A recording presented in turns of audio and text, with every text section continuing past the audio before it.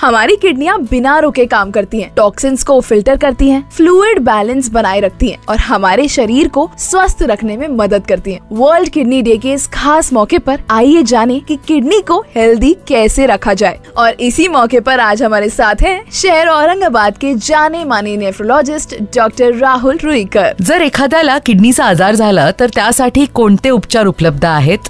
किडनीच्या आजाराचे स्टेजेस असतात.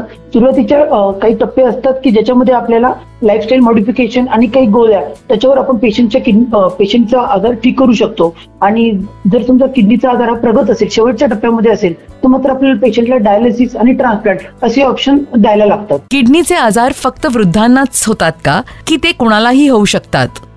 नाही, फक्त वृद्ध लोकांना हा त्रास होतो अशातला भाग नाहीये. हा त्रास आबालवृद्धापासून, लहान मुलापासून ते वृद्ध लोकांपर्यंत सगळ्यांना हा त्रास होऊ शकतो.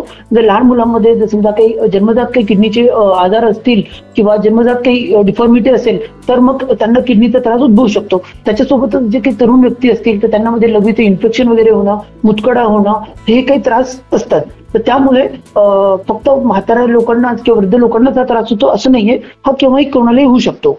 Doctor Rahul Ruikar. Chronic kidney disease म्हणतो म्हणजे किडनीचा दुर्धर आजार जो की हळूहळू पसरतो. त्याचं मुख्यतः कारण आहे लॉंग स्टँडिंग डायबिटीज आणि लॉंग स्टँडिंग हायपरटेन्शन. जे शुगर कंट्रोलमध्ये नसेल खूप वर्षापासून किंवा लोकांचं जर बीपीचं प्रमाण खूप जास्त असेल बऱ्याच वर्षापासून, तर अशा लोकांना किडनीचा आजार उद्भवतो व त्याला आपण क्रोनिक किडनी डिसीज असे म्हणतो. त्याच्यासोबतच आपल्याला जर समजा लघवीचे इन्फेक्शन हे देखील खूप कॉमनपणे आढळून येतं. त्याच्यासोबतच मुतखडा हा एक आणखी कॉमन असलेला किडनीचा आजार आहे. त्याच्यामध्ये सगळ्यात महत्वाचं म्हणजे पुरेसे पाणी पिणं. दिवसातलं जवळपास आपण 8 ते 10 ग्लास पाणी, जवळपास 2.5 ते 3 लिटर पाणी साधारण प्यायला पाहिजे. आपल्या जेवणातलं मिठाचं प्रमाण मर्यादित ठेवायला पाहिजे. तसेच ज्यांना डायबिटीज असेल, बीपी असेल, त्यांनी त्याचं रेग्युलर फॉलोअप ठेवणं, त्याच्या ज्या गोळ्या आहेत त्या नियमित घेणं हे खूप जास्त आवश्यक आहे. त्याच्यासोबतच जर कोणाला काही धूम्रपानाची सवय किंवा मद्यपान असेल तर त्यांनी तो टाळणं खूप जास्त आवश्यक आहे. त्याच्यासोबतच रोज किमान आठवड्यातून आपण 5 दिवस तरी 30 ते 45 मिनिट एक्सरसाइज करणं अपेक्षित आहे की ज्याच्यामुळे आपलं पूर्ण शरीर निरोगी राहण्यासाठी मदत होईल. त्याच्यासोबत आणखी गोष्ट आपण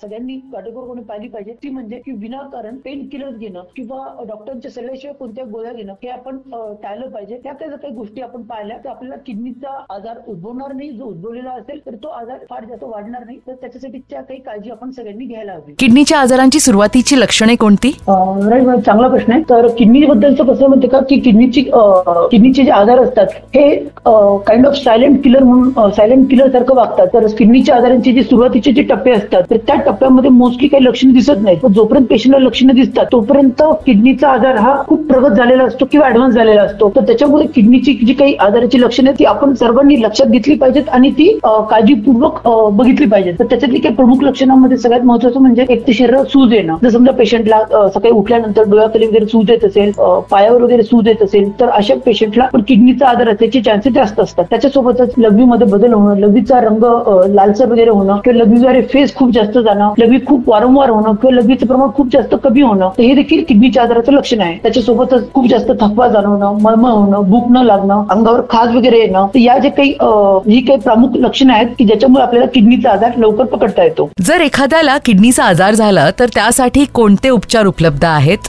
किडनीच्या आजाराचे स्टेजेस असतात.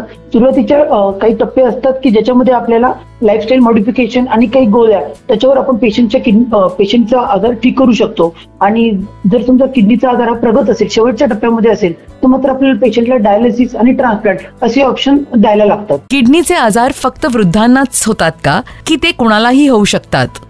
नाही, फक्त वृद्ध लोकांना हा त्रास होतो अशातला भाग नाहीये.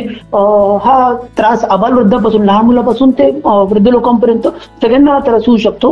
जर लहान मुलांमध्ये जर समजा काही जन्मजात काही किडनीचे आजार असतील किंवा जन्मजात काही डिफॉर्मिटी असेल तर मग त्यांना किडनीचा त्रास उद्भवू शकतो. त्याच्यासोबतच जे काही तरुण व्यक्ती असतील तर त्यांना मध्ये लघवीचे इन्फेक्शन वगैरे होणं, मुतखडा होणं, हे काही त्रास असतात. तर त्यामुळे फक्त म्हाताऱ्या लोकांना किंवा वृद्ध लोकांनाच हा त्रास होतो असं नाहीये. हा केव्हाही कोणालाही होऊ शकतो. डॉक्टर राहुल रुईकर. आपण क्रोनिक किडनी डिसीज म्हणतो, म्हणजे किडनीचा दुर्धर आजार जो की हळूहळू पसरतो. त्याचं मुख्यतः कारण आहे लॉंग स्टँडिंग डायबिटीज आणि लॉंग स्टँडिंग हायपरटेन्शन. जे शुगर कंट्रोलमध्ये नसेल खूप वर्षापासून, किंवा लोकांचं जर बीपीचं प्रमाण खूप जास्त असेल बऱ्याच वर्षापासून, तर अशा लोकांना किडनीचा आजार उद्भवतो व त्याला आपण क्रोनिक किडनी डिसीज असे म्हणतो. त्याच्यासोबतच आपल्याला जर समजा लघवीचे इन्फेक्शन हे देखील खूप कॉमनपणे आढळून येतं. त्याच्यासोबतच मुतखडा हा एक आणखी कॉमन असलेला किडनीचा आजार आहे. A public awareness initiative from the makers of Zeblong and Zeblong Tea.